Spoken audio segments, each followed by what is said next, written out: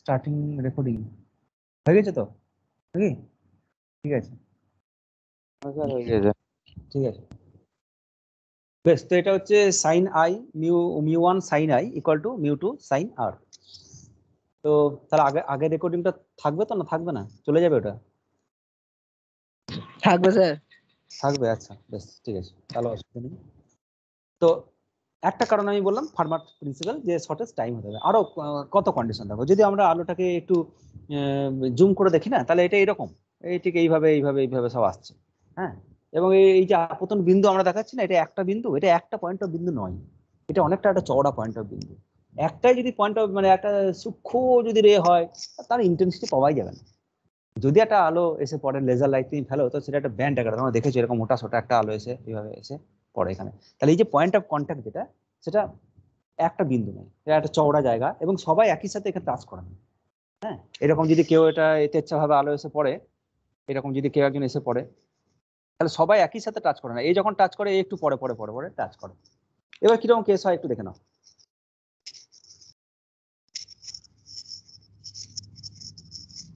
যদি এটা তোমার মিডিয়াম হয়, ধরো এটা বালি, ঠিক আছে, জল টল নাই, এটা বালি, এটা অবিলম্ব। আর একটা গাড়ি আসছে, এটা একটা গাড়ি, ঠিক আছে, আর গাড়িটা ঠিক এইভাবে তেচ্ছা করে আসছে। এবারে তেচ্ছা করে যখন আসছে, এই যে গাড়িটা এসে পড়লো, গাড়ি তো 4টে চাকা থাকে, এইভাবে আসার পরে এই এই চাকাটা, এই যে এই চাকাটা সবার আগে বাধা পাবে। তাহলে কি হবে, সবার আগে ও ড্র্যাগ করার চেষ্টা করবে, আর ওই যে চাকাটা, ওইটা তো কোনো বাধা পায়নি, কিন্তু এ তো এর দ্বারা বাউন্ড, সুতরাং এই এসে এই ঘুরে যাবে, এইভাবে এলো, তারপরে এ আগে বাধা পেলো, তাহলে এ ওকে ঘুরিয়ে দিল টর্ক উৎপন্ন করে। ঠিক যেমন টর্ক উৎপন্ন হয়, ঠিক সেরকম এই গাড়িটা আসছিল, সবাই তো একই সাথে আসছে, এই সবাই যে দলবদ্ধ ভাবে বেঁধে রয়েছে, হাতে হাত ধরে বসে আছে, এটাকে বলে ওয়েভ ফ্রন্ট। পরে যখন হাইগেন্স প্রিন্সিপাল পড়াবো তখন বলবো, ঠিক আছে। এই যে সবাই একটার সাথে একটা লেগে আছে না, এটা এগুলোকে ওয়েভ ফ্রন্ট বলা হয়। কি তার কনসেপ্ট, সেটা পরে চেপে গেল, এখন নেই। তো এই আলো এলো, এই গেল, বাধা পেলো, তো এই ঘুরে গেল। আবার যদি ঘন মাধ্যম থেকে লঘু মাধ্যমে ফেলো, এই দিক বরাবর যদি যাও, এইরকম করতে ইচ্ছা করে, তাহলে এই সারফেসটা এ সবার আগে ফ্রি হচ্ছে, তাহলে ফ্রি হয়ে গেল, ঠিক আছে। কিন্তু এ তখনও ফ্রি হয়নি, এ ওকে টানার চেষ্টা করছে, এই চল রে ফ্রি, কিন্তু ও তো ফ্রি হয়নি, ও তো তখনও ওই মিডিয়ামে বসে আছে। সুতরাং অবিলম্বে দূরে সরে যাবে, এরকম করে যদি ফেলো, এই যে দূরে সরে যাবে। আর যদি এইভাবে ফেলো, তাহলে এই কাছে আসে। হ্যাঁ, তো এইরকম ব্যাপার। তুমি তার আগে বিজ্ঞানীরা সোল্ডার মার্চ বলে একটা এক্সপেরিমেন্ট ছিল, সেটা দিয়ে ব্যাখ্যা করা হয়েছিল। বলা হয়েছিল এটা যে আলো, এটা যেটা আলো, সেটা এইভাবে সব যেমন সোল্ডার যারা সৈনিক, তারা সবাই মার্চ করতে করতে আসছে এরকম করে, নিজের মতো করে এরকম করে আসছে। তো এই যে সৈনিকটা এ আগে এলো, তারপর পরের সৈনিকটা একটু পরে আসবে, তারপর পরে একটু পরে, তো এই একটা বাধার, সবার আগে বাধা ফেস করছে, আর তারপর ও পরে, তারপর ও পরে, তারপর ও আরেকটু পরে বাধা ফেস করবে। তো যে আগে বাধা ফেস করছে, সে আগে ওই মিডিয়াম দ্বারা অ্যাট্রাক্টেড হলো, তো সে এখানে চলে এলো, তারপর ও একটু পরে আসবে, এখানে অ্যাট্রাক্টেড হলো, ও একটু পরে, ও একটু পরে, দিয়ে তারপর নতুন ভাবে তারা আবার যাচ্ছে, এরকম তৈরি করা হয়েছিল। কিন্তু সেটাতে একটু সমস্যা ছিল, সবাই ডিসক্রিট ভাবে ছিল, তো আলাদা আলাদা ভাবে ছিল, তো সবাই একটা ছন্ন ছাড়া হয়ে যাওয়ার ব্যাপার ছিল। তো সেইটাকে বিজ্ঞানীরা আরেকটু মডিফাই করে বলে দিল, সৈনিকগুলো হাত ধরে ধরে আছে সবাই, ঠিক আছে, সবাই একটা হাত ধরে ধরে আছে। আর এই হাত ধরে ধরে থাকাটা কি বলা হয়, ওয়েভ ফ্রন্ট বা তরঙ্গ মুখ বলা হয় এটাকে। এটা পরের চ্যাপ্টারে ডিটেইলস আমি বলবো, তরঙ্গ মুখ কি, তার কনসেপ্ট কি পরে বলবো। তো এখানে যখন একটা ওয়েভ ফ্রন্ট আসছে, একটা তরঙ্গ মুখ আসছে, তখন কি হচ্ছে, এটা তোমার যদি মিডিয়াম হয় আর এটা যদি অভিলম্ব হয়, এই আলো এসে পড়লো, এই যে একটা এই সৈনিকগুলো সব হাত ধরে ধরে আসছে, তারা এসে এই যে এই জায়গায় এসে পড়বে, সাপোজ এই যে এইখানে যে এসে পড়েছে আর এখানে যে আছে, দুজনের ডিস্টেন্স সমান নয়। এখানে সে যখন এই মিডিয়াম ক্রস করে ফেলবে না, সাপোজ ওখানে এইটুকু যাবে, এই যে ডিস্টেন্সটা, এর নেক্সট ডিস্টেন্স কতটা হবে, এতটা, এই দিক বরাবর। কিন্তু ধরে নাও এটা টি টাইম ধরে সে কতটা ডিস্টেন্স যাবে, সেটা ফাঁকায় ফাঁকায় যাবে, তার সেটা বেশি ডিস্টেন্স ট্রাভেল করবে। কিন্তু এ তো এ টি টাইমে কতটা ডিস্টেন্স যাবে, তার তো বেগ কমে যাবে এই মাধ্যমে। যে সৈনিকগুলো আসছে হাত ধরে ধরে, সবাই হাত ধরে আছে, সেই হাত ধরাটাকে আমরা ওয়েভ ফ্রন্ট বলছি। যে সৈনিকটা এখানে বাড়ির মধ্যে প্রবেশ করলো সবার আগে, তার তো বেগ প্রথমেই কমে গেল, তাহলে সে টি সময়ে কিন্তু একটু কম দূরত্বে যাবে, সাপোজ সে একটু কম দূরত্বে গেল, এরকম একটু কম দূরত্বে গেল, আরও একটু বেশি দূরত্বে যাবে টি সময়ে। কিন্তু তাদেরকে হাত ধরে থাকতে হবে, এই দূরত্বটা কম, এই দূরত্ব বেশি, তাহলে এইটা তোমার নতুন নতুন ওয়েভ ফ্রন্ট। তাহলে এই বেঁকে গেল, এই যে এই যে বেঁকে গেল, আসছিল এইভাবে আসছিল, এখন এইভাবে চলে গেল এরকম। এ সবার আগে বাধা ফেস করছে, এই দূরত্বটা বেশি, এই দূরত্বটা কম, এবং সবাইকে হাত ধরে থাকতে হবে, নতুন ওয়েভ ফ্রন্ট বলে সেটাকে, তো সেটা বেন্ড করে যায়। তো এটা একটা কারণ, এটা বলা হাইগেনস প্রিন্সিপাল বলা হয়। হাইগেনস থিওরি দিয়ে তোমাদের ডিটেলস ডেরিভেশন আছে পরের চ্যাপ্টারে, তখন আবার ডিটেলসে বলবো। তাহলে এইটা একটা কারণ, একটা আলো বেন্ড হওয়ার কারণ দেখলাম ফার্মার প্রিন্সিপাল, যেটা শর্টেস্ট টাইমে যাচ্ছে। আর যেটা দেখলাম, আরেকটা কারণ যেটা দেখলাম সেটা হচ্ছে তোমার ওই শোল্ডার মার্চ বলতে পারো, বা ওই গাড়ি দিয়ে এলো, গাড়ির চাকা সবার আগে বাধা পাচ্ছে, তার জন্য রেজিস্ট হচ্ছে, সেটা হতে পারো। আরেকটা কারণ আছে যেটাকে বলা হয় কজাল রিফ্রাকশনের খুব মেজর কারণ। এটা বুঝতে গেলে তোমাকে ইলেকট্রোম্যাগনেটিক থিওরি একটুখানি বুঝতে হবে, যেটা আমাদের এখনো এই মুহূর্তে হয়নি, তবু মোটামুটি একটুখানি আইডিয়া আছে তোমাদের। যে লাইট, এটা হচ্ছে একটা তড়িৎ চুম্বকীয় তরঙ্গ, এটা মোটামুটি সবার জানা আছে। ইলেকট্রোম্যাগনেটিক ওয়েভ বা তড়িৎ চুম্বকীয় তরঙ্গ। আলো হচ্ছে ইলেকট্রোম্যাগনেটিক ওয়েভ। ডিটেলসে আমরা আলো সম্বন্ধে পড়বো এলসিআর সার্কিট যখন হয়ে যাবে। তারপর আরেকটা চ্যাপ্টার আছে ইএম ওয়েভ বলে, ইলেকট্রোম্যাগনেটিক ওয়েভ বলে, সেটাতে তুমি এই লাইট সম্বন্ধে যাবতীয় আরো ডিটেলসে পড়বো আমরা। তো এটা তোমার মাধ্যম। আর ওই চ্যাপ্টারটাতে একটা জিনিস পড়ানো হয়, যে আলো যেদিকে যায় ইলেকট্রিক ফিল্ড তার সাথে লম্বভাবে কাঁপে, ভাইব্রেট করে।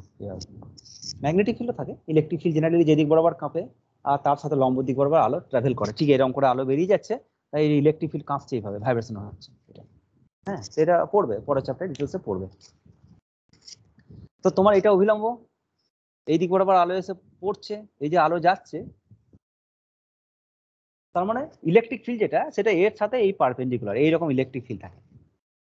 ইলেকট্রোম্যাগনেটিক ওয়েভ ডিটেলস আমি বলছি, এটা সবটা হয়তো বোঝা যাবে না। গত বছর যেটা হয়েছিল, আমি ইএমএফটা পড়ানোর পরে এটা পড়িয়েছিলাম অপটিক্সটা। এবছর অনেকে আমাকে বললো স্যার এটা সিলেবাস থেকে বাদ দিয়েছে, তো এটা এখন করাতে হবে না, পরে করিয়েন, ওই জন্য আমি এটা বাদ দিয়ে দিয়েছি, নাহলে এটা হয়ে গেলে আরো ভালো লাগতো বুঝতে। এটা যদি দুটো কম্পোনেন্টে ভেঙে দিই ইলেকট্রিক ফিল্ডটা, তাহলে একটা এরকম কম্পোনেন্ট হবে, এটাকে বলা হয় ই প্যারালাল কম্পোনেন্ট। আর আরেকটা এরকম কম্পোনেন্ট, এটাকে বলা হয় ই পারপেন্ডিকুলার কম্পোনেন্ট, লম্ব কম্পোনেন্ট, উপাংশ, উপাংশ বিভাজন।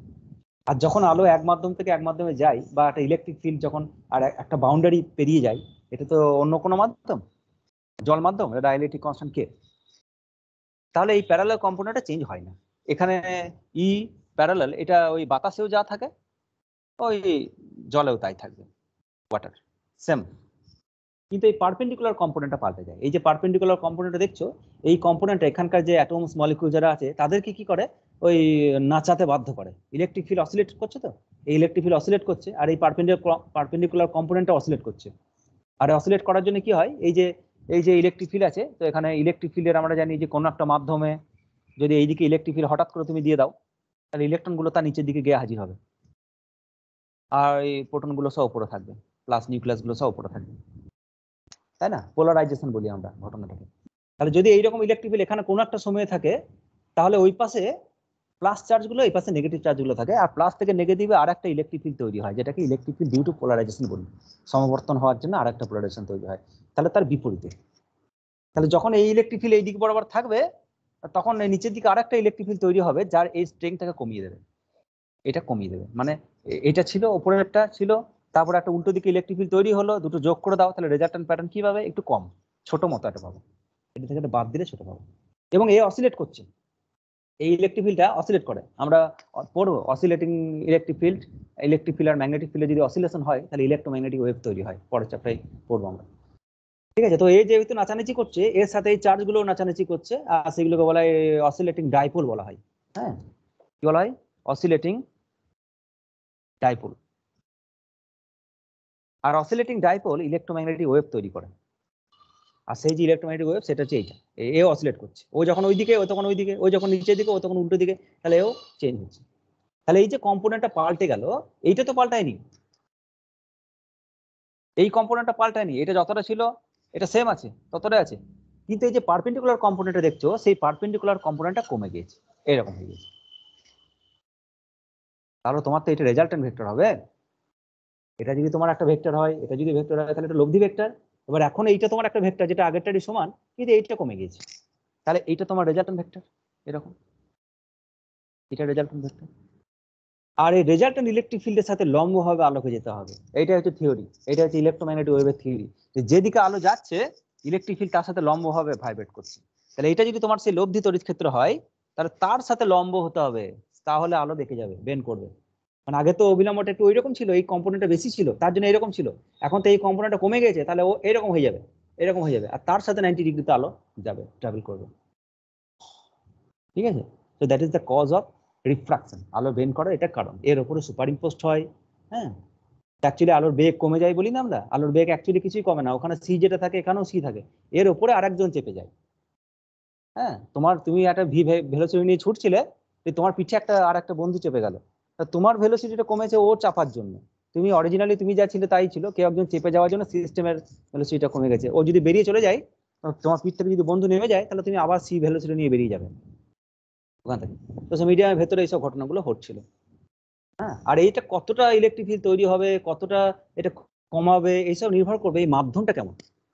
আর সেই মাধ্যমটা কেমন সেটা ডাইলেকট্রিক কনস্ট্যান্ট দিয়ে যেমন ডিফাইন করা হয়, সেরকম অপটিক এই যে রিফ্রাকশনের ক্ষেত্রে আমরা ডিফাইন করি মিউ, প্রতিসরাঙ্ক। এই প্রতিসরাঙ্ক ঠিক করবে কতটা বেন্ড করবে, আর এর সাথে রিলেশন আছে, ডাইলেকট্রিক কনস্ট্যান্টের সাথে প্রতিসরাঙ্ক রিলেশন আছে। হ্যাঁ, এই mu equal to root over epsilon naught আর এরকম পাওয়া যাবে, রুট কে টাইপের ইকুয়াল টু। আর মিউ ডিটেলস এক্সপ্রেশন আছে তোমাদের, তো ওটা অতটা লাগবে না সিলেবাসে। তো মিউ, এই যে মিউ দেখতে পাচ্ছি, মিউ কার কার উপর নির্ভর করে অ্যাকচুয়ালি, এই যে আলোটাকে বেঁকাবো, এটা তো শুধু মিডিয়ামের উপর নির্ভর করে না, যে আমি জল মাধ্যম রেখেছি তাহলে এতটা ভাঙবে, কেরোসিন তেল রেখেছি তাহলে আরেক রকম বেঁকবে, যে আসছে তার উপরে নির্ভরশীল। ঠিক আছে, তা আমি তিনটে কারণ বলে দিচ্ছি এখানে একবার ছোট করে, তারপর নেক্সট টপিকে যাচ্ছি। এগুলো জেনে রাখা খুব দরকার, এগুলো কিন্তু বইয়ে নেই। প্রচুর ছেলে প্রশ্ন করে, স্যার রিফ্রাকশন কেন হয়, আলো কেন বেঁকে যায়? তো রিফ্রাকশন, কজ অফ রিফ্রাকশন, তার তিনখানা কারণ আমি বললাম। এক নাম্বার হচ্ছে Fermat principle. Fermat principle video আবার দেখবে, পরে খাতায় নোট করবে। 2 নম্বর হচ্ছে soldier march, soldier march or Huygens principle, যেটা আমি বললাম, ওই হাতে হাত ধরে সব যাওয়া, একজন বাধা পাচ্ছে বা ওই গাড়ির চাকা বেন্ড করে, যেটা বললাম এটা হাইগেনস প্রিন্সিপাল বলা হয়। আর 3 নম্বর যেটা বললাম সেটা হচ্ছে আমাদের ইলেকট্রোম্যাগনেটিক থিওরির দিয়ে ব্যাখ্যা, যেটা তো ইলেকট্রো ম্যাগনেটিক এক্সপ্লানেশন, এবং এটা অ্যাকচুয়াল এক্সপ্লানেশন, এটা হচ্ছে অ্যাকচুয়াল কারণ হিসেবে এটা দেখা হয়, যে কেন এরকম হচ্ছে। ওরা তো সব নিয়ম বলেছে, শর্টেস্ট টাইম হবে, কেন শর্টেস্ট টাইম হবে তার কথা বলা হয়নি, এরকম প্রকৃতির নিয়ম, শর্টেস্ট টাইম হবে। হাইগেনস প্রিন্সিপাল তো তার থিওরি আছে, হাইগেনও অনেক কিছু অ্যাজাম্পশন করে রেখেছে, আলোটাকে তো ভুলভাবে ব্যাখ্যা করেছে, আলোটাকে অনুদৈর্ঘ্য তরঙ্গ হিসেবে ব্যাখ্যা করেছে হাইগেন, তো অনেক ভুলভাল ছিল, কিন্তু তার থিওরি দিয়ে ব্যাখ্যা করা গিয়েছিল সব ঠিকঠাক দিয়ে, এখনো পর্যন্ত তার বিকল্প কিছু আসেনি ডিফ্রাকশন ইন্টারফারেন্সে। আর ইলেকট্রোম্যাগনেটিক থিওরি যেটা, সেটা অ্যাকচুয়ালি হচ্ছে। হ্যাঁ, তো খুব ডমিনেন্ট এক্সপ্লানেশন, এটা যতটা বললাম ততটুকু লিখবে, তার বেশি তোমাদের বোঝানো সম্ভব নয়, কারণ এটা ডিটেলসে বোঝাতে গেলে অনার্সের বেশ কিছু থিওরি আছে ইলেকট্রোম্যাগনেটিক ওয়েভ, তো তাতে এরকম ডি ডিসপ্লেসমেন্ট ভেক্টর এইসব লাগবে তোমার, তো এইসব বাউন্ডারি কন্ডিশন লাগবে, সেসব বলার পরে বোঝালে সুবিধা হবে, তো খাতায় লিখবে, এটা দেখবো আমি পরে। বেশ, তো যেটা বলছিলাম আমাদের, হ্যাঁ, তো রিফ্রাকশন আমরা দেখলাম যে রিফ্রাকশন এটা তোমার ডেন্সার মিডিয়াম, আর এর মিডিয়ামের প্রতিসরাঙ্ক হচ্ছে মিউ। মিউটা কি? C by V. শূন্য মাধ্যমে কত আলো বেগ, এই মাধ্যমে কত আলোর বেগ, দুটো মাধ্যমে কতটা বেগ কমছে, সেটা হচ্ছে ওই রেশিওটা ঠিক করছে মিউ। হ্যাঁ, এবারে মিউটা এর উপর তো নির্ভর করবেই, জল থাকলে একরকম মিউ, কাঁচ থাকলে আর একরকম মিউ, কিন্তু যে এসে পড়ছে তার উপরও নির্ভর করবে কতটা বেন্ড হবে। কেন? দেখো, ধরো এটা একটা জায়গা যেখানে প্রচুর কাদা আছে বা প্রচুর জল আছে, ঠিক আছে, নদী, এটা একটা নদী। হ্যাঁ, এবার নদীটাকে পেরোবে একটা বাচ্চা ছেলে, নদী যেই ঢুকছে সে ডুবে যাচ্ছে, তার ক্ষেত্রে কি হচ্ছে, গলা পর্যন্ত জল বা মাথা পর্যন্ত জল, সে ডুবে যাচ্ছে। আর একটা বড়, ওর থেকে ওর বাবা বা কাকা কেউ এসেছে, সে একটু হাইটে বড়, সে যখন পেরোচ্ছে তখন তার হাঁটু জল, সে ডুবছে না। তাহলে জলটা তো একই আছে, কিন্তু প্রভাবটা দুজনের উপর দুরকম। ঠিক আছে, সিমিলারলি ধরো তোমার কাছে এরকম একটা জায়গা আছে যেখানে প্রচুর কাদা আছে, প্রচুর প্যাচপ্যাচে কাদা বর্ষার সময়। এবার কি করলে, একটা কোনো একটা স্টুডেন্ট, সে হয়তো খালি পায়ে এসেছে, যে কাদাটা পেরোবে, তো কাদা ফাদা লেগে প্যাচ পেচে করে সে বেরিয়ে চলে গেল এরকম। তো স্লো ডাউন হলো, স্পিড কম হলো, বাধাপ্রাপ্ত হলো, অনেক কিছু হলো। আর একটা ছেলে এসেছে যে বড় বড় পা নিয়ে বেরিয়ে গেল, ঠিক আছে, বড় বড় পা নিয়ে বেরিয়ে গেল, এখানে একটা পা দিল, এখানে একটা পা দিল, এখানে একটা পা দিল, যে ব্যাস 3বার এসে বেরিয়ে চলে গেল। তাহলে কতটা ফেস করবে এইটা নির্ভর করছে যে আসছে তার উপরেও। ঠিক আছে, একই কাদা, কিন্তু দুজনের ক্ষেত্রে কি সমান বাধা দিচ্ছে? দুজনের ক্ষেত্রে দু রকম। একই পরীক্ষার প্রশ্ন, কিন্তু দুটো স্টুডেন্ট দু রকম অ্যান্সার দিচ্ছে। প্রশ্নটা তো একই, প্রশ্ন তো আমাদের সবসময় বাধার সম্মুখীন হতে হয় প্রশ্ন পেয়ে, কিন্তু বিভিন্ন স্টুডেন্টের ক্ষেত্রে সেই বাধাটা বিভিন্ন রকম। সেটা শুধু প্রশ্নপত্রের উপরে নির্ভরশীল নয়, স্টুডেন্ট কেমন সারা বছর পড়াশোনা করছে সেটার উপরে নির্ভরশীল। তাহলে এই যে প্রতিসরাঙ্ক লিখেছি না মিউ, এইটাও নির্ভর করছে, মিউটা এটাও নির্ভর করছে যে যে আলো এসে পড়ছে, এটা মিডিয়ামের উপর নির্ভর করছে। মিডিয়াম বা মাধ্যম, মাধ্যম কোন মাধ্যম? জল মাধ্যম, কাচ মাধ্যম, সেই মাধ্যম প্লাস আপতিত আলোর বর্ণ বা কালার। কোন আলো এসে পড়ছে, লাল বর্ণ এসে পড়ছে না নীল বর্ণ এসে পড়েছে?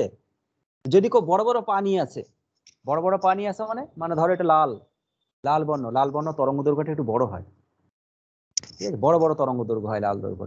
হ্যাঁ, মোটামুটি ওই 8,000 7,000 ওই রকম কাছাকাছি, 7,000 থেকে 8,000 অ্যাংস্ট্রম এরকম।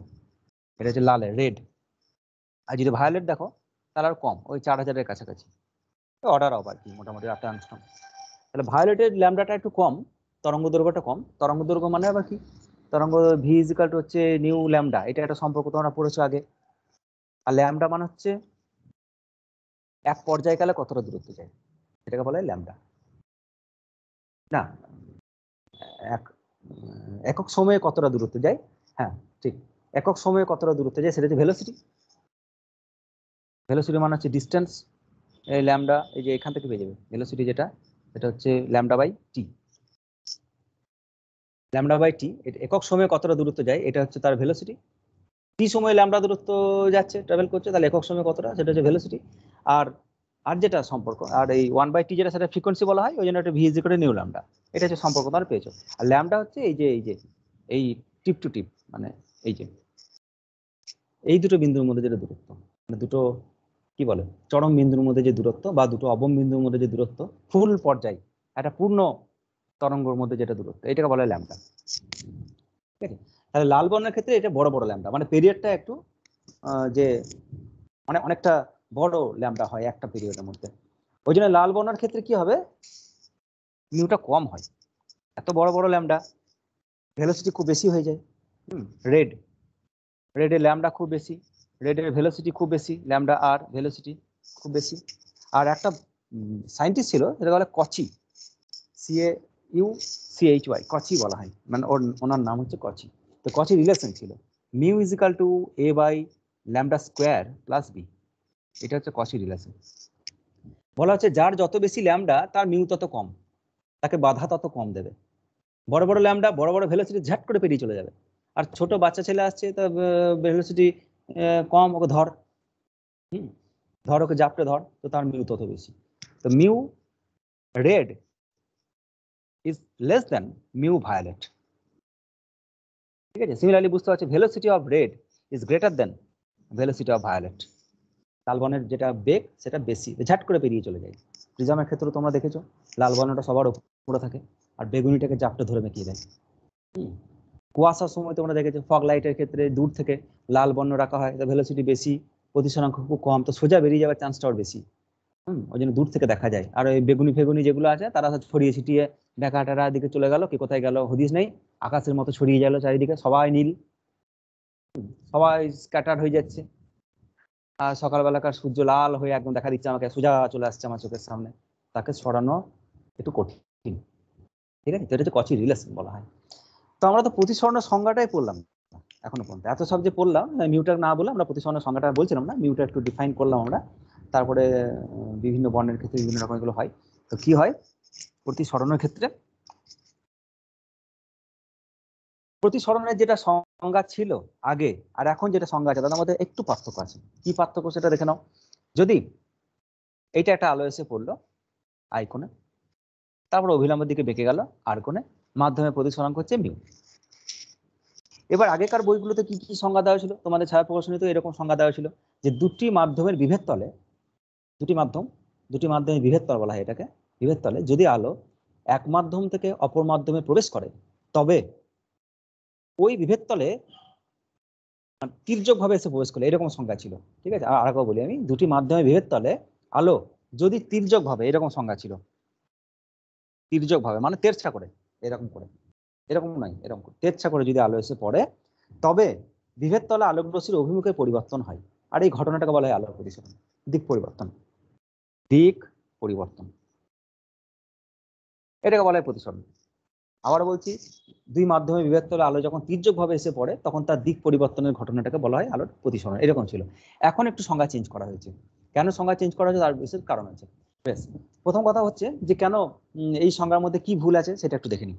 আগেকার সময়ে মানা হতো কি, যে আলো যদি লম্বভাবে এসে পড়ে তাহলে স্নেলের সূত্র খাটবে না। কেন খাটবে না? কারণ স্নেলের সূত্র হচ্ছে sine i equal to mu sine r. এটা হচ্ছে স্নেলের সূত্র। যদি এটা বায়ু মাধ্যম ধরে নাও তাহলে মিউ ইজ ইকুয়াল টু 1, আর এটা ধরে নাও জল মাধ্যম, mu is equal to mu. তো সাইন আই বাই সাইন আর কে ধ্রুবক হতে হবে, এটা হচ্ছে মিউ। এটা ছিল আগের সূত্র। তাহলে মিউ কত? মিউ হচ্ছে sine i by sine r, এটা হচ্ছে mu, and it is constant. Constant, এটা ভ্যালু আছে। আর মিউ এর ভ্যালু কত? C by V. তো যেহেতু সিটা গ্রেটার দেন ভি, সুতরাং mu is always greater than 1। শূন্য মাধ্যমে আলোর বেগ তো সবসময় বেশি হবে অন্য কোনো মাধ্যমের বেগের থেকে, সুতরাং mu is greater than 1। Equal যদি হয় তাহলে সবাই শূন্য মাধ্যম, আর যদি কমে যায় মিউ তাহলে সেটা হবে না। আলোর বেগের থেকে, শূন্য মাধ্যমে আলোর বেগ থেকে কোনো একটা মাধ্যমে আলোর বেগ বাড়তে পারে না। ম্যাক্সিমাম স্পিডটা হচ্ছে সি। এবার আলোকে লম্বভাবে এসে ফেলা হলো। যদি তুমি লম্বভাবে এসে ফেলো এখানে, তাহলে তোমার আই ইকুয়াল টু 0। আর যদি লম্বভাবে এসে পড়ে, ওর তো আর কোনো দিক যাবার নেই, সবাই ইকুয়ালি প্রবাবল, তাকে সোজাই বেরোতে হবে, উপায় নেই। তো আর ইকুয়াল টু 0 হতে হয়। আর এখান থেকে তুমি যদি মিউ বসাও তাহলে সাইন 0 মানে 0, আর নিচেও সাইন 0 মানে 0। So mu is equal to 0/0। আর 0/0 is undefined, not infinity but undefined. Undefined মানে নির্ণয় করতে পারবো না। 0 বলতে আমি সবকিছুকে 0 করে দেবো, আর নিচে 0 বলতে আমি সবকিছুকে ইনফিনিটি করে দেবো। তাহলে কার প্রভাব বেশি? নিচের 0-র প্রভাব বেশি না উপরের 0-র প্রভাব বেশি? জানি না আমরা। So it is undefined, infinity নয়। দিয়ে বলা হলো লম্ব আপতনের জন্য স্নেলের সূত্র প্রযোজ্য নয়। ওই জন্য বলা হলো তেরছা ভাবে বা তির্যক ভাবে এসে যদি আলো পড়ে, তাহলে যদি সে দিক পরিবর্তন করে, তখন এই ঘটনাটাকে বলবো প্রতিসরণ। এইবার যদি গভীরভাবে ভেবে দেখো, তাহলে লম্ব আপতনের জন্য স্নেলের সূত্র প্রযোজ্য, এবং খুব সুন্দরভাবে প্রযোজ্য, কোনো সমস্যার কিছু নেই। কিভাবে প্রযোজ্য সেটা? যদি প্রযোজ্য হয় তাহলে সূত্র পাল্টাতে হবে তোমাকে। এটা তির্যক ভাবে বলা যাবে না, বলতে হবে যে কোনো দিকে আলো এসে পড়লে আলো সাধারণভাবে দিক পরিবর্তন হয়, আর তখন এটাকে প্রতিসরণ বলবো। যদি এরকম প্রযোজ্য হয়ে যায়, চেঞ্জ করে দাও তাহলে। দেখে নাও হচ্ছে কিনা। তুমি এই রিলেশনটা কাজে লাগিও না, তুমি তার আগের রিলেশনটা কাজে লাগাও। Mu equal to sine i by sine r না কাজে লাগিয়ে sine i equal to mu sine r কাজে লাগাও। তাহলে কি হবে? যদি আই 0 হয় তাহলে সাইন 0 0, মিউ তো 0 নয়, তো মিউ থাকলো, আর সাইন আরও 0। এই ইকুয়েশনটা valid for any value of mu, for any value of mu. যে কোনো মিডিয়াম যদি হয় তাহলে মিউ ইন্টু 0 মানে 0। ঠিক আছে, মিউ এর মান সাপোজ 1.5, এটা হচ্ছে কাছের মিউ 1.5 সি বাই ভিটা, তাহলে 1.5 ইন্টু 0 মিনস 0। জলের ক্ষেত্রে 1.33, 1.33 ইন্টু 0 মিনস 0। তাহলে মিউ তুমি যা বসাও না কেন তাতেই রাইট হ্যান্ড সাইড 0 আর left hand side 0। So 0 is equal to 0, no confusion, কোনো ঝামেলা সৃষ্টি করেনি, কোনো কনফিউশন সৃষ্টি করেনি, কোনো আনডিফাইন্ড কেস তৈরি করেনি। Left hand side equal to right hand side. মানে হচ্ছে তুমি যদি লম্বভাবে আলোকে ফেলো, তাহলে এইটা কাঁচ মাধ্যম হোক, জল মাধ্যম হোক, এটা অন্য কেরোসিন হোক, যাই হোক না কেন, সে লম্বভাবে এলে লম্বভাবেই আসবে। It is independent of mu. ঠিক আছে, এটা মানে হচ্ছে লম্ব পতনের ক্ষেত্রে এই যে আলো এসে পড়লো আই 0 করে, আর 0 হলো, it is independent of mu. Mu এর উপর এটা নির্ভরশীলই নয়। আগের গুলো মিউ এর উপর নির্ভরশীল ছিল, এইদিকে এলে এইদিকে বেঁকে যাচ্ছিল, ওইদিকে এলে ওইদিকে দূরে সরে যাচ্ছিল, যেমন যেমন মিউ সেরকম সেরকম সে বেঁকে যাবে। এখানে তা না, এখানে যা মিউ হোক না কেন, এখানে যদি মিউ পাল্টে দাও তাহলে অন্য একটা ভ্যালু পেয়ে যাবে, অন্য একটা constant, sine i by sine r equal to mu, অন্য মিউ এর জন্য অন্য ভ্যালু পেয়ে যাবে। এটা তা নয়, যে কোনো মিউ এর জন্য ইট ইজ ট্রু। তো কোনো অসুবিধা নেই, স্নেলের সূত্র লম্ব আপতনের জন্যও প্রযোজ্য, শুধু সূত্রটাকে একটু ঘুরিয়ে লিখে দাও। আর যদি প্রযোজ্য হয় তাহলে তোমাকে এবার সংজ্ঞা পাল্টাতে হবে, এবং তাহলে হ্যাঁ প্রযোজ্য হয়ে গেল, তাহলে তুমি আর তির্যক ভাবে বলতে পারবে না। এটাও প্রতিসরণের ডেফিনেশন, এটাও প্রতিসরণের ডেফিনেশন, এটাও প্রতিসরণের ডেফিনেশন। তাহলে আলো তির্যক ভাবে নয়, এক মাধ্যম থেকে আর এক মাধ্যমে বিভেদ তলে এসে পড়লে আর তির্যক ভাবে বলবে না। বিভেদ তলে যদি এসে পড়ে তাহলে আলো দিক পরিবর্তনকে, দিক পরিবর্তন নাও হতে পারে। আগে তো দিক পরিবর্তন হয়েছিল, এবার তো দিক পরিবর্তন হয়নি, তোমার স্যার গাড়িটা এইভাবে এসে পড়েছে, তাহলে গাড়ির প্রত্যেকটি চাকা একই সময়ে বাধা পাচ্ছে, কারণ সবাই তারা সেম, সবাই একসাথে স্লো হয়েছে, ওইদিকে তো কেউ হয়নি। যখন তুমি চিত্রা ফাটছিলে তখন সবাই তো একসাথে বাধা পায়নি, এ আগে বাধা পেয়েছিল তাই বেঁকে গিয়েছিল। এইভাবে যখন ফেলছো সবাই একই সাথে বাধা যায়, তখন সোজা বেরিয়ে চলে যাবে। তাহলে দিক পরিবর্তন সব ক্ষেত্রে হবে না, তাহলে সাধারণভাবে এটা লাগিয়ে দাও, সাধারণভাবে দিক পরিবর্তন হয়, সব ক্ষেত্রে হয় না, ঠিক আছে। আর এই ঘটনাটাকে তখন বলে এটা তির্যকভাবে কেটে দাও, তুমি বলে জাস্ট বিভক্ত হলো, আপতন হলো। এবার নতুন বইগুলোতে এটা ওল্ড ছায়া প্রকাশনীতে লেখা ছিল, নিউ ছায়া প্রকাশনীতে দেখবে সংজ্ঞা পাল্টে দিয়েছে। তারা লেখা আছে দুটি মাধ্যমে বিভেদ তলে আলো যদি এক মাধ্যম থেকে অন্য মাধ্যমে এসে পড়ে, তবে সাধারণভাবে বিভেদ তলে আলোক রশ্মির অভিমুখের দিক পরিবর্তনের ঘটনাটাকে বলা হয় আলোর প্রতিসরণ। ওই সাধারণভাবে কথাটা ভেরি ভেরি ইম্পর্টেন্ট। শুধু যদি তুমি দিক পরিবর্তন লিখে দাও তাহলে কিন্তু ভুল হয়ে গেল, এটাও কিন্তু আলোর প্রতিসরণ। এখানেও কিন্তু mu defined, mu is fixed, for any value of mu it is true, ঠিক আছে। তো এইগুলো ছিল তোমার সবই প্রতিসরণের ব্যাখ্যা। এবার এখান থেকে বেশ কিছু জিনিস তোমরা বাড়িতে পড়বে।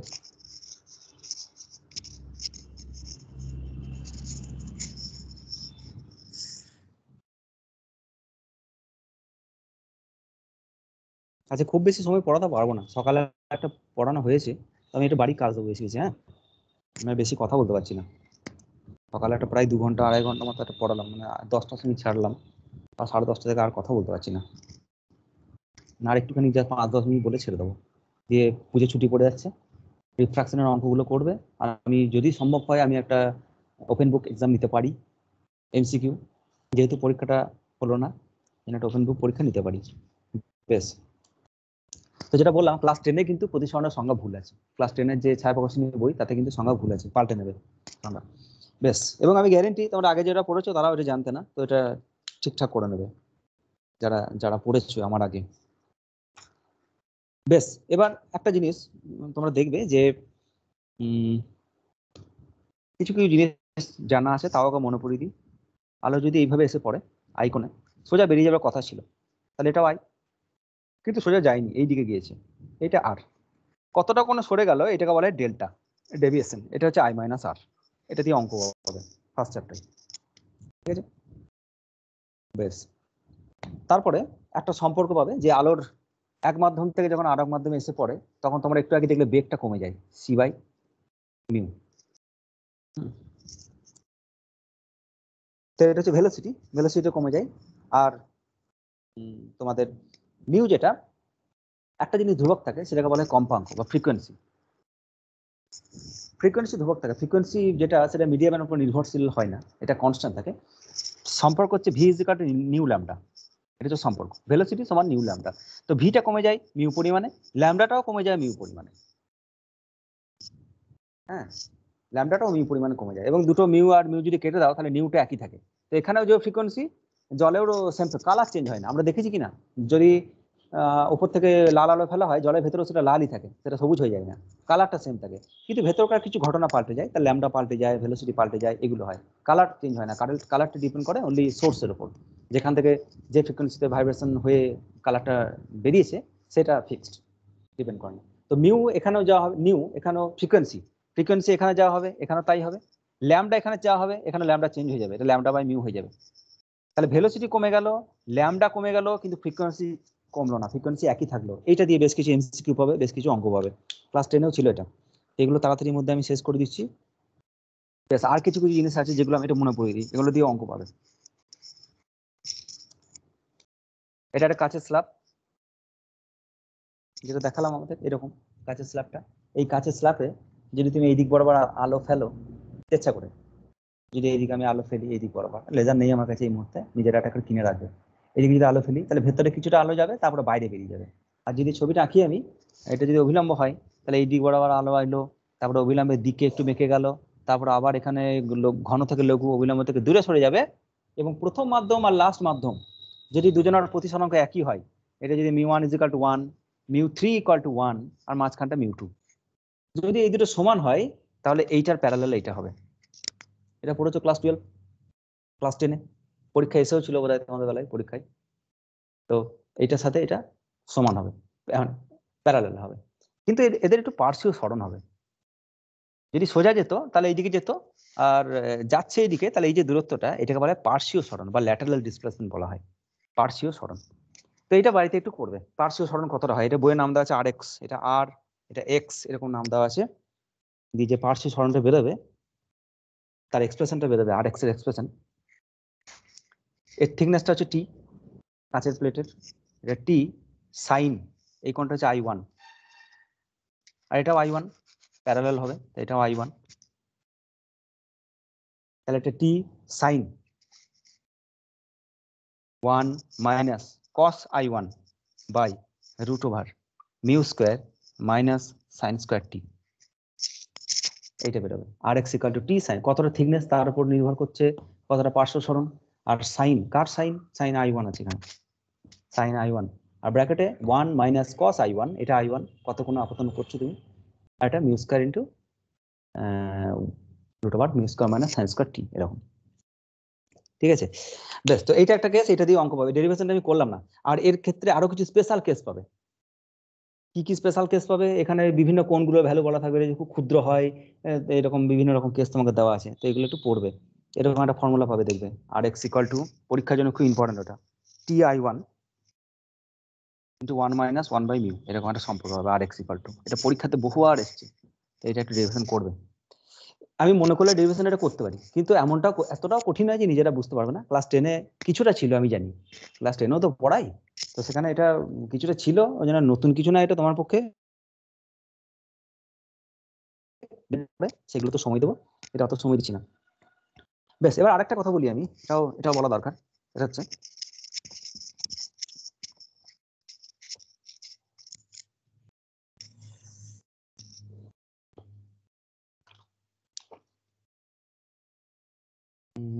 বেশ, ওটা দুদিন পরে বলবো, ওটা দুদিন পরে বলবো।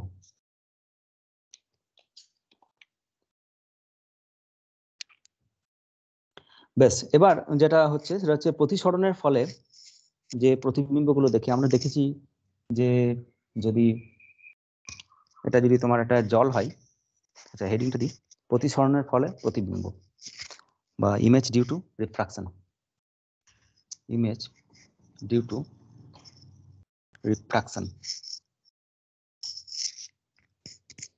তো ধরে নাও তোমার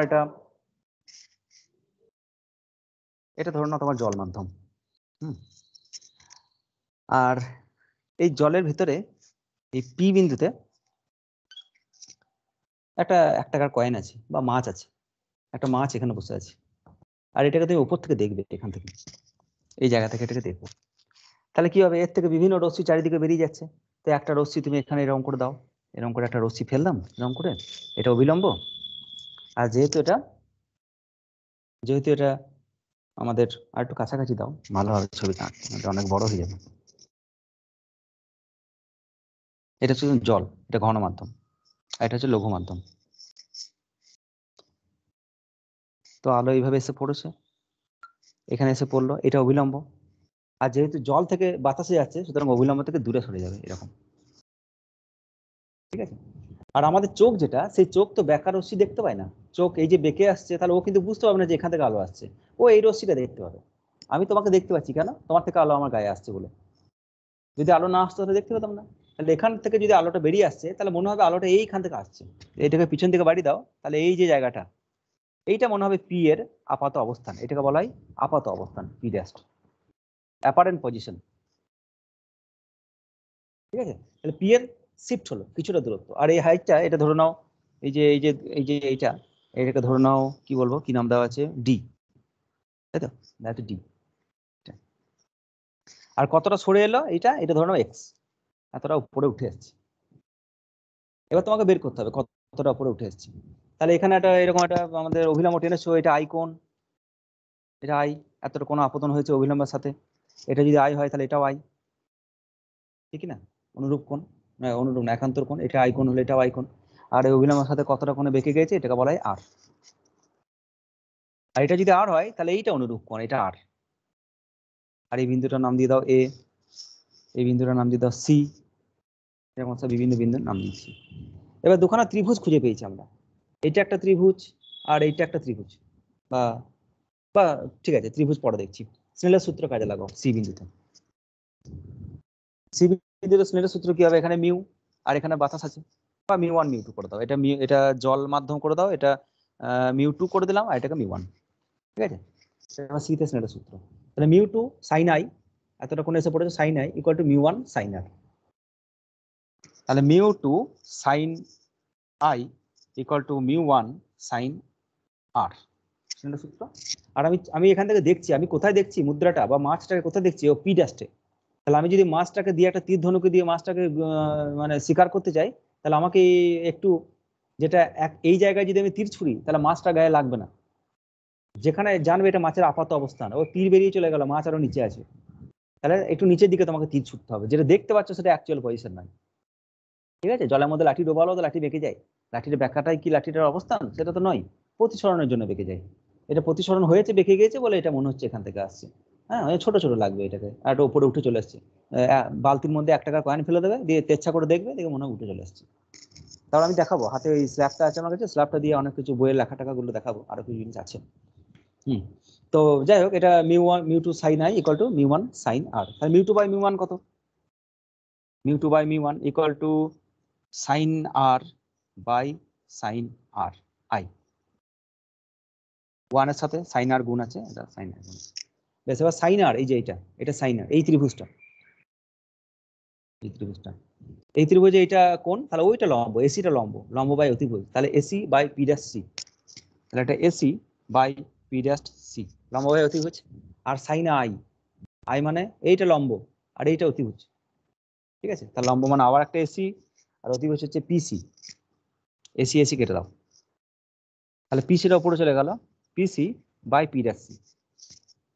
এবার যদি লম্ব হবে, দেখো একদম কাছাকাছি, এখান থেকে এসে দেখি, তাহলে এইটা এ আর সি বিন্দুটা প্রায় কাছাকাছি, একদম ডিস্টেন্সটা নেগলিজেবল। যদি তুমি একটু দূরে দূরে সত্যি সত্যি আসো, তাহলে এও একটু পিছিয়ে পিছিয়ে আসবে নিচের দিকে, এবং একদম পারফেক্ট লম্ব হবে, দেখলে একদম মিশে যাবে। কিন্তু আমরা তো এই বিন্দুটা থেকে একটা রশ্মিতে বেরোচ্ছে না, অনেকগুলো রশ্মি বেরোচ্ছে, সুতরাং এটা তোমার একটু সামান্য একটু হাইট থাকবে, এর মিনিমাম হাইট থাকবে।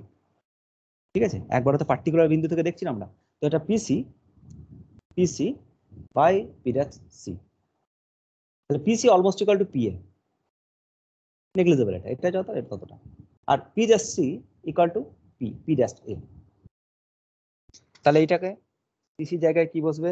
পিএ, আর পি ড্যাশ সি তার জায়গায় বসবে পি ড্যাশ এ। তাহলে মিউ 2 বাই মিউ 1 সমান পিএ মানে প্রকৃত গভীরতা, বা এপি প্রকৃত গভীরতা, আর পি ড্যাশ এ তার মানে আপাত গভীরতা। তাহলে এটা কি? প্রকৃত গভীরতা বাই আপাত গভীরতা। এটা হচ্ছে mu 2 by mu 1। Mu 2 by mu 1 equal to প্রকৃত গভীরতা বা আপাত গভীরতা। এবার অনেক সময় গন্ডগোল করে ফেলে ছেলে পেলে, কোনো সময় মিউ 2 বাই মিউ 1 সমান আপাত বাই প্রকৃত এরকম করে দেয়। উপরে আছে প্রকৃত গভীরতা, নিচে আছে আপাত গভীরতা। ছবিতে দেখতেই পাচ্ছ প্রকৃত গভীরতাটা বেশি, আপাত গভীরতাটা কম, তাহলে এটা 1-এর থেকে বেশি। আর ডান দিকে কি আছে? Mu 2 by mu 1। মিউ 2 জল, তাহলে জলের মিউ 2টা বেশি, বাতাসের মিউ 2টা কম, তাহলে মিউ 2ও বেশি, 1-এর থেকে বেশি।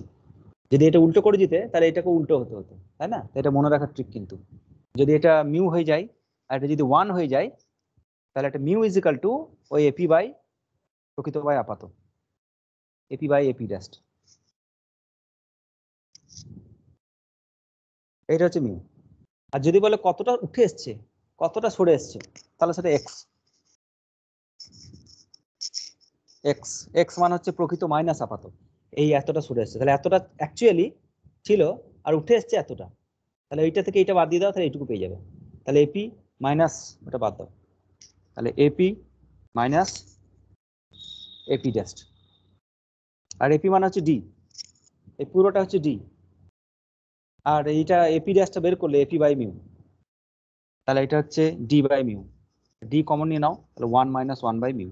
এটা হচ্ছে আপাত সরণ, কতটা সরে এসেছে এক্সটাকে, সেটা বলে আপাত সরণ। এটা হচ্ছে আপাত গভীরতা আর আপাত সরণ কতটা। এবার যদি আরো আরো অনেক লেয়ার থাকে, তাহলে আরো আরো বেশ কিছু লেয়ার পাবে। আর একটা যদি এখানে যদি আবার লেয়ার থাকে, তাহলে এখানে আবার কিছু সরণ হবে, এইখানে আবার দূরে সরে যাবে, তাহলে এখানে চলে আসবে অবস্থান। এরকম বারবার বারবার করে x1 x2 plus x2 summation of x বের করতে পারো, টোটাল সরণ কত হবে, summation of xi i is equal to 1 to যটা মিডিয়াম থাকবে তটা। এরকম বেশ কিছু প্রবলেম দেওয়া আছে, একটু বই ঘাঁটবে, একটু পড়াশোনা করবে। তাহলে এটা হচ্ছে জল থেকে যদি তুমি দেখো, মানে বাইরে থেকে যদি জলের ভেতরে মাছকে দেখো, তাহলে মনে হবে এ উপরে উঠে এসছে।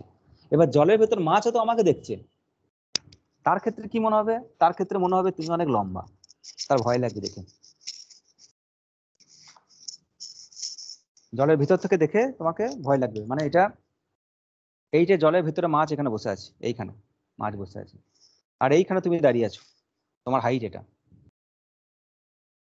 এটা তোমার হাইট দাঁড়িয়ে আছো, আর মাছ তোমাকে দেখছে, মাছের মনে হবে তুমি ওই লম্বা হয়ে গেছো। কিভাবে মনে হবে একটু দেখে নাও। এই যে মাথার বিন্দুটা থেকে, বা এই নাম দিয়ে দাও, এটা পি, এটা এ, এই পি বিন্দু থেকে আলো আসছে, তাহলে এই পি বিন্দু থেকে আলো এলো, এটা তোমার লঘু মাধ্যম, এটা তোমার ঘন মাধ্যম। তাহলে পি থেকে যখন আলো এসে পড়ছে, তখন অবিলম্বের দিকে সরে আসবে, তখন লঘু থেকে ঘন, তাহলে তার যাওয়ার কথা ছিল এই দিকে, কিন্তু সে বেঁকে গেল এরকম। এইখানে মাছের চোখে আলো এসে ঢুকলো, মাছ কি ভাববে, আলোটা ওইখান থেকে আসছে, তাহলে এই পেছন দিকে বাড়ি দাও, এইটা হচ্ছে মুন্ডু, এটা পি ড্যাস্ট, লোকটার মাথাটা চলে এসছে এইখানে পি ড্যাস্টে। মাছ ধরবে, বাবরে কে মাছ ধরতে এসছে রে বাবা, দৈত্য। তো তোমাকে বের করতে হবে কতটা মাথাটা উঠে গেল, বা সরণটা কত হলো, তাহলে বের করো। এটাকে আবার ধরে নাও মিউ টু, এটাকে ধরে নাও মিউ ওয়ান, আর এই বিন্দুতে আপতন হয়েছে, তাই না? আর অভিলম্বের সাথে কত কোণ আপতন হয়েছে, এটা আই কোণ আপতন হয়েছে, তো এটা হচ্ছে তোমার আই দিস অ্যাঙ্গেল।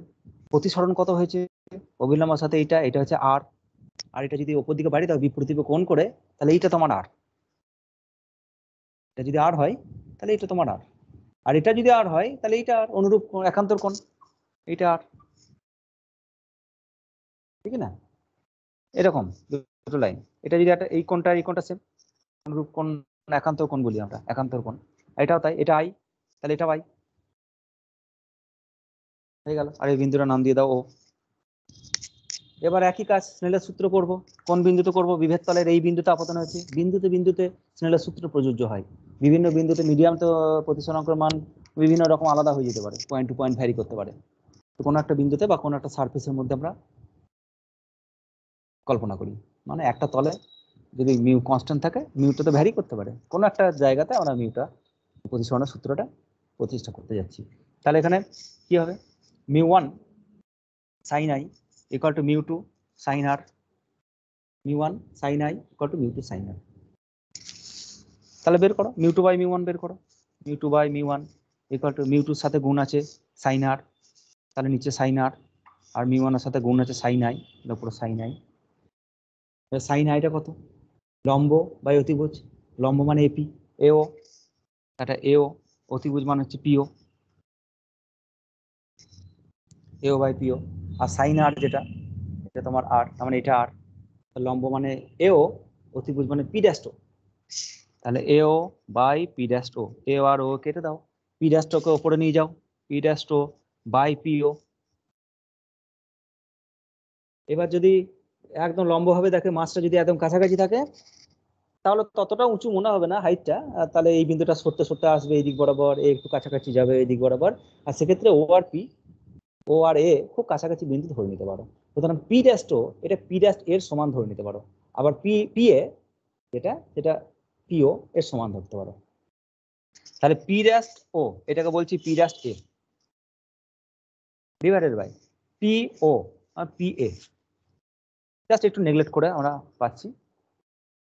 মনে হতে পারে যে এটা সরতে সরতে সরতে সরতে যদি তুমি এখানে চলে আসো, তাহলে তো একটাই আলো বেরোবে ওইদিকে, বলে নর্মাল ইনসিডেন্স হবে, তাহলে তুমি তো কিছুই হওয়ার কথা নয় আপাত সরণ। কিন্তু একটা রে বেরোয় না, একটা মুদ্রা থেকে একটা আলো তো বেরোয় না, একটা মানুষের মুন্ডু থেকে তো একটা রশ্মি বেরোচ্ছে না, অনেকগুলো রশ্মি বেরোচ্ছে, আর তাদের একটু একটু হেরফের আছে সবার, তো প্রতিসরণ হচ্ছে, ওই জন্য অল্প শিফট হবে এখান থেকে যদি দেখো, কিন্তু ধার থেকে দেখলে তেচ্ছা করে দেখলে অনেকটা শিফট হবে।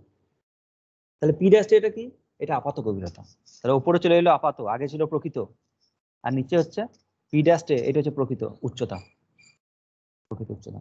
তাহলে mu two by mu one সমান কি হলো, mu two by mu one equal to আপাত বাই প্রকৃত। এবার উল্টে গেছে, এটা ছেলেরা গন্ডগোল করে ফেলে। তো দেখে নেবে ডান দিকটা একের থেকে বেশি না কম, তাহলেই বুঝে নিতে পারবে। এখানে মিউ 2 তার মানে জলের, ধরে নাও এটা মিউ, এটা বাতাসে ধরে নাও 1, তাহলে মিউ ইকুয়াল টু আপাত বাই প্রকৃত। তো মিউ তো সবসময় একের থেকে বেশি হবে, তাহলে আপাতটা বেশি হতে হবে এই ক্ষেত্রে। ঠিকই তাই, যে আপাতটা বড় প্রকৃতিটা ছোট, এটা মনে রাখবে, তাহলে ভুল হবে না।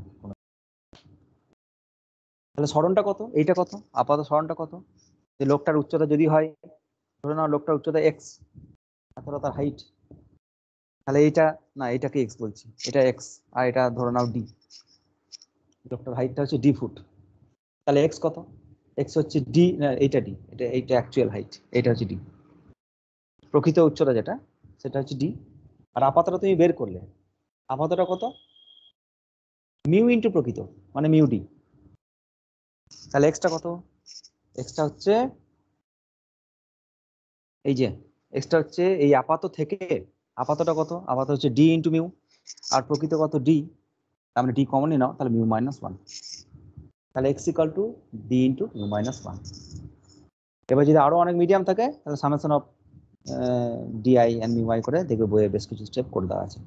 ঠিক আছে, বেশ এইটুকু পড়ে এবার অঙ্ক টঙ্ক একটু করবে বাড়িতে। তো আমাদের ছুটি পড়ে যাচ্ছে, প্র্যাকটিস করবে, যা যা অঙ্ক আছে গ্রুপে দেবে। আজকে আর আমি বকতে পারছি না, ক্লান্ত হয়ে গেছি বকে বকে, কিন্তু যেটুকু করালাম প্রচন্ড কনসেপচুয়াল ভিডিও এটা, বিশেষ করে প্রথম দিকটা যেটা বললাম। আরো অনেক ভাববে, এবং প্রতিসরণ থেকে যদি কোনো রকম কোনো কনফিউশন প্রশ্ন থাকে তাহলে জিজ্ঞেস করবে, হ্যাঁ আমি অ্যান্সার দিয়ে দেবো যদি কোনো প্রশ্ন সেরকম থাকে, বিশেষ করে কোনো কনসেপচুয়াল প্রশ্ন যদি থাকে। আর এখান থেকে অনেক কিছু শেখার আছে এই চ্যাপ্টার থেকে, যত প্রশ্ন আসবে তত আমি ব্যাখ্যা করব। আর প্রশ্নগুলো না থাকলে অ্যান্সার বলে দিয়ে কোনো মজা নেই, অনেক রকম প্রশ্ন আসবে। ছেলেরা গত বছর প্রচুর প্রশ্ন করেছিল এখান থেকে, একটু নিজেরা ভাববে জিনিসগুলো দিয়ে। ঠিক আছে, বেশ আমি ছেড়ে দিলাম আজকে।